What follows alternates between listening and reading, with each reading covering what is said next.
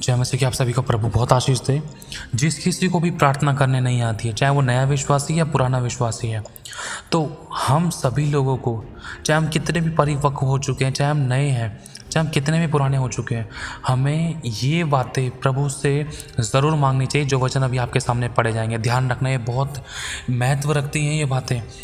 क्योंकि अगर हम पढ़ते हैं जकरिया 12 अध्याय 10वीं आयत में लिखा है, और मैं दाऊद के घराने और यरूशलेम के निवासियों पर अपना अनुग्रह करने वाली आत्मा और प्रार्थना सिखाने वाली आत्मा उड़ेलूँगा। मतलब दाऊद का घराना कौन है? आप और मैं दाऊद का घराना है। यरूशलेम के निवासी कौन है? आप और मैं यरूशलेम के निवासी हैं, जो यीशु पर विश्वास करते हैं। लिखा है परमेश्वर हमारे पर अपना अनुग्रह करेगा। ये अनुग्रह मतलब परमेश्वर अपनी दया को हमारे पर इतना उड़ेलेगा कि वो हमें प्रार्थना करना सिखाएगा। क्योंकि लिखा है आगे, और प्रार्थना सिखाने वाली आत्मा उड़ेलूँगा, मतलब परमेश्वर उड़ेलेगा। प्रार्थना सिखाने वाली एक आत्मा होती है। अगर हमें प्रार्थना करने नहीं आता तो हमें इस शब्द से प्रार्थना करनी चाहिए, प्रभु मुझे प्रार्थना करना सिखा और मुझे प्रार्थना की आत्मा दे, प्रार्थना सिखाने वाली आत्मा दे, मुझे प्रार्थना का आत्मा दे, प्रार्थना सिखाने का आत्मा दे प्रभु। आगे लिखा है तब वे मुझे ताकेंगे, अर्थात जिसे उन्होंने भेदा है। मतलब ये प्रार्थना सिखाने वाली आत्मा, ये जो बहुत गहरा भारी प्रकाशन जो खुदा ने सिखाया वो आपको शेयर किया जा रहा है। अभी ध्यान से सुनना कि तब वे मुझे ताकेंगे, मतलब इस प्रार्थना सिखाने वाली ये जो आत्मा है, ये कौन सी आत्मा है? ये पवित्र आत्मा है। क्योंकि इसके बारे में अगर हम पढ़ते हैं रोमियो 8 अध्याय 26 और 27 आयत में लिखा है, ये मैं अभी आपके लिए पढ़ूंगा, लेकिन हम इस वचन को पहले पूरा करते हैं। लिखा है तब वे मुझे ताकेंगे, अर्थात जिसे उन्होंने भेदा है। मतलब यीशु मसीह को जिसने भेदा है वो कौन है? वो आप और मैं हैं। हमारे कारण यीशु मसीह घायल किया गया, हमारे पापों के कारण वो कुचला गया, हमारी ही शांति के लिए उस पर ताड़ना पड़ी कि उसके कोड़े खाने से हम चंगे हो जाएं।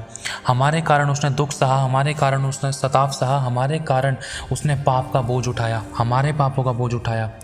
तब वे मुझे ताकेंगे, अर्थात जिसे उन्होंने भेदा था। भेदा मतलब जिस यीशु को जो ताड़ना हुई है, जो उसको छेदा गया, भेदा गया, वो हमारे कारण भेदा गया।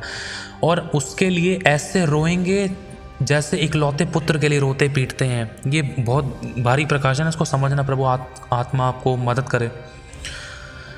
और ऐसा भारी शोक करेंगे जैसा पहलौठे के लिए करते हैं। मतलब ये जो पवित्र आत्मा है, जो प्रार्थना सिखाने वाली आत्मा है, जब कभी भी ये प्रार्थना सिखाने वाली आत्मा हमारे अंदर आकर प्रार्थना करेगी ना, तो हमारे आंखों से आंसू टपकेंगे और हम उस क्रूस की दर्दनाक मृत्यु को याद करेंगे और हम दिल से उसके आगे पश्चाताप करेंगे कि प्रभु तूने मेरे पापों के लिए जान दी और तूने मेरे लिए क्रूस उठाया, मेरे लिए मार खाई, मेरे लिए तू अधोलोक चला गया, मुझे तूने नरक से बचाया, मुझे तूने रोगों से बचाया, मेरे लिए तूने दुखों को उठा ली, दर्द पीड़ाओं को सह लिया, मेरे लिए तूने कोड़े खाए, अपनी चमड़ी दौड़वाई और मेरे कारण तूने ताड़ना सही, मेरे कारण तुझ पर दोष लगाए गए।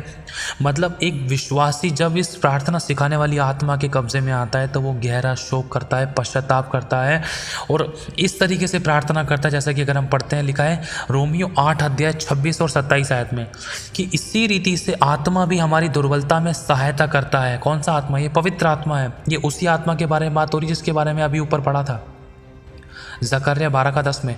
ये वही आत्मा, ये प्रार्थना सिखाने वाली आत्मा है। लिखा है इसी रीति से आत्मा भी हमारी, कौन सी आत्मा? पवित्र आत्मा भी हमारी दुर्बलता मतलब हमारी कमजोरियों में भी सहायता करता है कि हम कैसे प्रार्थना करें। कई बार हम थक जाते हैं, प्रभु अब मेरे से प्रार्थना नहीं होती, अब मैं हार गया, इसका उत्तर नहीं मिल पा रहा, उसका उत्तर नहीं मिल पा रहा, ये नहीं बदल रहा, वो नहीं बदल रहा, ये काम नहीं हो रहा, वो काम नहीं हो रहा, मैं चर्च नहीं जा रहा, आराधना नहीं कर रहा, प्रार्थना नहीं कर रहा। बहुत बार एक विश्वासी अपनी तरफ से बेस्ट करने के बाद भी टूट और बिखर जाता है, जिंदगी में कोई छुटकारा नजर नहीं आता और अकेला फील करता है और कहीं ना कहीं ठंडा गुनगुना पड़ने लगता है। तो जब भी कभी भी ऐसा लगे किसी भी विश्वासी को, तो इन वचनों से ज़रूर प्रार्थना करें अपने लिए कि प्रभु मुझे प्रार्थना सिखाने वाली आत्मा दे, मुझे प्रार्थना का आत्मा दे। और अगर हम पढ़ते लिखा है इसी रीति से आत्मा भी हमारी दुर्बलताओं में सहायता करता है, क्योंकि हम नहीं जानते कि प्रार्थना किस तरीके से करते हैं। हमें सच में नहीं पता कि हम प्रार्थना किस तरीके से करनी चाहिए। हमें कई बार हम सोचते हैं ये वचन बोलना चाहिए, कई बार हम सोचते हैं ऐसे प्रार्थना करनी चाहिए, वैसे प्रार्थना करनी चाहिए, ये तरीका, ऐसे बैठो, ऐसे उठो, ये करो, बहुत सी चीज़ें हैं। लेकिन हम मेन चीज़ को भूल जाते हैं कि जब तक प्रार्थना का आत्मा, पवित्र आत्मा हमारी मदद सहायता नहीं करेगी ना, तब तक उस प्रार्थना के अंदर वो समझ लो खाने के अंदर नमक की कमी जो होती है ना, नमक की पूर्णता पूर्ण करता है ये पवित्र आत्मा हमारी मदद करता है ना। जब प्रार्थना करते टाइम समझ लो कि जो प्रार्थना एक विश्वासी 15-20 मिनट 25 मिनट या 1 2-3 घंटे से, मान लो एक विश्वासी 2-3 घंटे से एक प्रार्थना कर रहा है, लेकिन जब आत्मा में होकर प्रार्थना करेंगे ना, तो पवित्र आत्मा उसी प्रार्थना को शॉर्ट में आहें भरकर खुदावन के आगे उसकी हुजूरी में, उसके चरणों में उस प्रार्थना को प्रभु के सम्मुख लेकर जाएगा।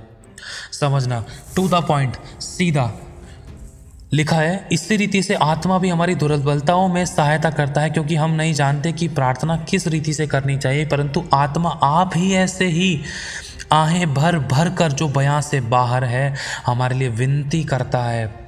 आत्मा आपके और मेरे अंदर आकर, अगर हम पढ़ते हैं जब यीशु मसीह ने प्रार्थना करी तो लिखा है भक्ति के कारण उसकी सुनी गई। क्यों? क्योंकि आत्मा ने उसके अंदर आहें भर भर कर जो उसको मृत्यु से बचा सकता था, उससे उसने प्रार्थना की। मेरे भाई और बहना, यीशु मसीह ने भी आहें भर भर कर प्रार्थना की। वो आत्मा में व्याकुल हो जाता था, वो आत्मा से परिपूर्ण हो जाता था। जब वो आत्मा में प्रार्थना करता था, जब वो पवित्र आत्मा में प्रार्थना करता था, तो वो सच में बहुत रोता था, सिसकियाँ मारता था, भिलकता था, खुदावंत के आगे बहुत गिड़गिड़ाता था। और लिखा है भक्ति के कारण उसकी सुनी गई।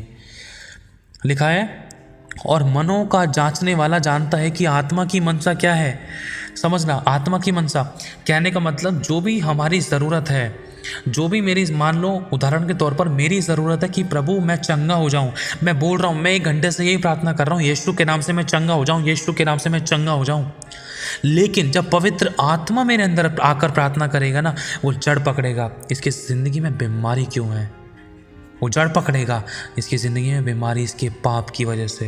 तो पवित्र आत्मा हमारे अंदर से होकर वो अंगीकार कराएगा। पवित्र आत्मा जो प्रार्थना सिखाने वाली आत्मा है, वो खुदावंत के सम्मुख लेकर जाएगा, हमें यीशु के चरणों में लेकर जाएगा, हमें नम्र और दीन करके हमारे ज़ुबान से वो कीमती शब्द, वो जड़ वाले शब्द निकालेगा जिनकी हमें बोलने की ज़रूरत है।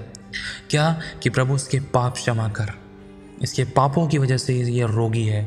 समझ रहे हो? पवित्र आत्मा जड़ पकड़ता है, और हम कई बार ऊपरी मन से सीधे नॉर्मल प्रार्थना करते हैं, लेकिन पवित्र आत्मा जड़ पकड़ता है कि ये समस्या क्यों है, उस बात के लिए प्रार्थना करनी है। उस बीमारी को हटाने की जड़ क्या है? ये पाप है, ये अभिलाषा है, ये बुराई है, ये गलत अंगीकार है, ये गलत व्यभिचार है, गलत दर्शन है, गलत स्वप्न है। इन चीज़ों के कारण तू इन समस्याओं में पड़ रहा था। अरे इन समस्याओं से छुटकारा पाने के लिए प्रार्थना कर, बीमारी अपने आप दूर हो जाएगी। इन अभिलाषाओं से दूर होने के लिए प्रार्थना कर, इन अभिलाषाओं पर जय पाने के लिए प्रार्थना कर, इस बुरी संगत से दूर होने के लिए प्रार्थना कर, इन पाप के कामों से, गुप्त पापों से छुटकारा पाने के लिए प्रार्थना कर, इनसे क्षमा पाने के लिए प्रार्थना कर। तेरी परेशानी अपने आप दूर हो जाएगी। यीशु मसीह क्या कहता था? 38 वर्ष के रोगी को यीशु ने चंगा किया। प्रभु ने कहा, देख तेरे पाप क्षमा हो गए हैं, तू चंगा हो गया है, देख जा, फिर पाप मत करना। अगर तूने ऐसा किया तो तेरे साथ इससे भी ज़्यादा कहीं बुरा ना हो। मतलब यीशु बता रहा है, तेरी ज़िंदगी में जो ये प्रॉब्लम थी, ये पाप की वजह से थी। यीशु मतलब इस बात को क्लियर करना चाह रहा है, अगर तूने पाप किया तो इससे भी ज़्यादा बुरा हो सकता है। मतलब पवित्र आत्मा जो करता है वो जड़ पकड़ता है। इसलिए प्रभु आपको और मुझे करेक्ट करना चाहता, सिखाना चाहता है कि हमें ये बोलना चाहिए प्रार्थना में, प्रभु मुझे प्रार्थना सिखाने वाली आत्मा दे, प्रभु मेरे ऊपर उस प्रार्थना सिखाने वाली आत्मा को डेल, क्योंकि तूने वचन में कहा है जकरिया 12:10 में, और यही पवित्र आत्मा की जो भरपूरी है, यही पवित्र आत्मा की जो सामर्थ्य है, जो हमारी दुर्बलताओं में हमारी सहायता करता है। और हमें नहीं पता कि हमें क्या, किस समय, किस तरीके से, कैसे शब्दों के द्वारा क्या प्रार्थना करनी चाहिए। आत्मा से परिपूर्ण होकर प्रार्थना कर रहे हैं, यह पवित्र आत्मा हमारे अंदर आकर प्रार्थना कर रहा है, तो उसके क्या चिन्ह है? देखो, सबकी, हर किसी के साथ अलग अलग कोई ना कोई एक्सपीरियंस हुआ है, अनुभव हुआ है। कोई अन्य भाषा करने लगता है, और इसी के साथ साथ कोई आहें भर भर कर प्रार्थना करने लगता है, कोई आहें भर कर वचनों के द्वारा प्रार्थना करने लगता है। किसी के आंसू निकलते हैं, किसी के आंसू नहीं निकलते। कोई बहुत ज़्यादा नम्र और दीन होकर खुदावंद के आगे नए नए तरीके से प्रार्थना करता है ना। कई तरीके हैं, किसी के साथ 2-3 चीज़ें इकट्ठी हो सकती है, किसी के साथ एक चीज़ हो सकती है, किसी के साथ ऐसा भी हो सकता है कि मतलब आँखों में आंसू ना आए लेकिन प्रार्थना कर रहे हैं। लेकिन ध्यान रखना, ये मत सोचना कि आँखों में आंसू नहीं आए, खुदा नहीं छुरा तो प्रार्थना नहीं हो रही है। ध्यान रखना, जब पवित्र आत्मा काम करेगा ना, तो उसका रिजल्ट आपको बहुत बेस्ट एंड ब्लेस्ड तरीके से दिखाई देगा। और ये कोई चिन्ह नहीं है कि आंखों में आंसू होंगे तभी हमारे अंदर पवित्र आत्मा प्रार्थना कर रहा है। नहीं, ये चीज़ को गलत तरीके से मत लेना। हर किसी के साथ अलग व्यवहार है, हर किसी के साथ अलग अनुभव है ना। हालांकि अगर हम देखते हैं कि आंसू जब बहाने वाली बातों को हम पढ़ते हैं, जैसे कि अभी आपके सामने वचन पढ़ा था, तो लिखा है कि और उसके लिए ऐसे रोएंगे जैसे इकलौते पुत्र के लिए रोते पीटते हैं। मतलब यीशु मसीह एक इकलौता पुत्र था परमेश्वर का, लेकिन यीशु मसीह परमेश्वर का इकलौता पुत्र है, लेकिन हम क्यों रो रहे हैं? हमारे अंदर पवित्र आत्मा उस बोझ को डाल रहा है जो पिता के अंदर था, और उस बोझ के द्वारा खुदावंद का आत्मा आत्मा हमारे अंदर आके प्रार्थना करता है कि यीशु जो मरा है हमारे पापों के लिए मरा है और आज हम जो हैं उसकी दया से जीवित हैं, इसलिए हमें उसकी इच्छा मांगनी चाहिए। तो प्रभु हमें वो शब्द देगा।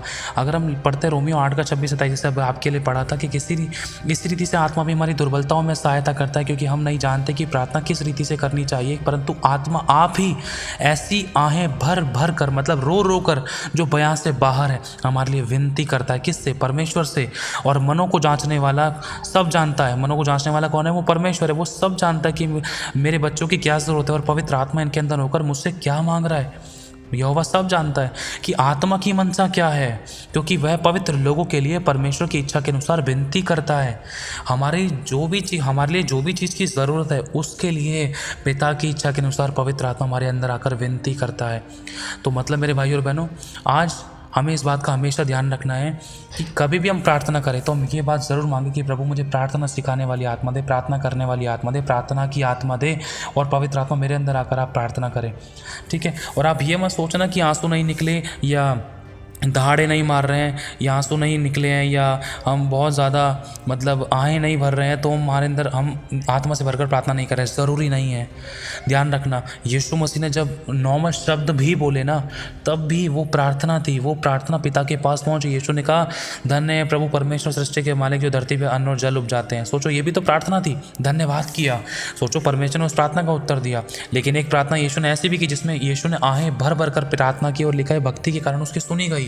आहें भर भर कर, जो बयां से बाहर है। यीशु ने ऐसे भी प्रार्थना की और यीशु ने ऐसे भी प्रार्थना की, मैं चाहता हूँ कि तू खड़ा हो जा, उठ चल और फिर दौड़ भाग। देखो ठीक है, जा तो चंगा हो चुका है, जा तो तेरी बेटी चंगी है, जा वो जीवित है, जा वो आशीषित है। देखो किस तरीके से पर यीशु मसीह ने शब्द बोले हैं, है ना। तरीके हैं, हर किसी के साथ अलग अलग अनुभव है। और मेरे भाई और बहनों, कभी भी हमें डिमोटिवेट नहीं होना है कि पवित्र आत्मा मेरे अंदर है या नहीं है। पवित्र आत्मा हमारे अंदर तुरंत आ जाता है जब हम प्रार्थना कर, जब हम यीशु पर विश्वास करते हैं, पश्चाताप करते हैं, मन फिराते हैं, हाँ प्रभु मैं पापी, मुझ पर दया कर, तूने मेरे लिए अपनी जान दी है, प्रभु मेरी ज़िंदगी में आए, तो तुरंत पवित्र आत्मा हमारी ज़िंदगी में काम करता है, तुरंत आ जाता है। ध्यान रखना, ठीक है। तो आज से हमें इस बात का ध्यान रखना है कि हमें पवित्र आत्मा की मदद ज़रूर मांगनी कि पवित्र आत्मा मेरी मदद करे प्रार्थना करने में। जब आप मदद मांगोगे ना तो आप देखोगे अपने शब्द को बदलता हुआ। हो सकता है आत्मा गैर भाषा पालो, हो सकता है आत्मा में आप एक कुछ नए शब्दों को पाओ, हो सकता है प्रार्थना करते समय आपको परमेश्वर का आत्मा वचन याद दिलाए कि देख ये काम तेरा इस वजह से नहीं हो पा रहा, तो इस परिस्थिति को खत्म कर, इस परेशानी तकलीफ इस रुकावट को खत्म करने के लिए तो ये वाला वचन बोल। पवित्र आत्मा का काम है, वो पवित्र आत्मा आपको याद दिलाएगा। पवित्र आत्मा आपकी जुबान के द्वारा उन जड़ों को पकड़ेगा। खुदा का आत्मा काम करेगा और सब बातों में सिर्फ और सिर्फ पिता की इच्छा को वो चाहता है और पिता की इच्छा में मांगनी है। पवित्र आत्मा कभी किसी भी काम के लिए परमेश्वर से जिद नहीं करेगा कि मेरी उसी से शादी हो जाए, मुझे ये चीज़ मिल जाए, ये तो चाहिए प्रभु, यही मुझे चाहिए। ये पवित्र आत्मा के द्वारा प्रार्थना नहीं है। ध्यान रखना, पवित्र आत्मा हमेशा पिता की इच्छा को हमारी ज़िंदगी में धरती पर चाहेगा, क्योंकि यही बात यीशु ने बताई थी कि जब भी तुम प्रार्थना करो तो स्वर्ग के पिता की महिमा करो, बड़ाई करो कि हे हमारे पिता, तो जो स्वर्ग में तेरा नाम पवित्र माना जाए, तो पवित्र तो महान है, तेरी इच्छा जैसे स्वर्ग में पूरी होती है वैसे पृथ्वी पर, मतलब हमारी ज़िंदगी में भी पूरी हो। ये तरीका है। ध्यान रखना, जब हम पिता की इच्छा मांगते हैं ना तो हमें वो देता है जो हमारे लिए अच्छा होता है। वो हमें वो नहीं देता जो हमको अच्छा लगता है, क्योंकि हमें तो बहुत सी चीज़ अच्छी लगती हैं, शुरुआत में अच्छी लगती है, लेकिन उस प्रभु को पता है वो हमारे बाद में नुकसान के लिए, घातक के लिए, तकलीफ़ों के लिए, समस्या के लिए, प्रॉब्लम्स क्रिएट कर सकती हैं। इसलिए हमें पिता की इच्छा मांगनी चाहिए। जब हम पिता की इच्छा मांगेंगे ना तो कोई दुख भी नहीं होगा, कोई प्रॉब्लम भी नहीं होगी, कोई नुकसान भी नहीं हो गया, भविष्य में कोई तकलीफ भी नहीं होगी, हमें परमेश्वर से कोई कंप्लेंट भी नहीं रहेगी जब हम पिता की इच्छा के अनुसार मांगेंगे तो। लेकिन धीरज धरना है। हमें लग सकता है कि ये परमेश्वर की ओर से नहीं है, हमें लग सकता है प्रभु पता नहीं होगा नहीं होगा, लेकिन प्रभु के राइट टाइम पर सब कुछ बेस्ट और ब्लेस्ड तरीके से होगा। हमें बस धीरज धरना है। हालेलुया। प्रभु आशीष आप सभी को। जय मसीह की वचन आपको वीडियो के नीचे डिस्क्रिप्शन में मिल जाएंगे।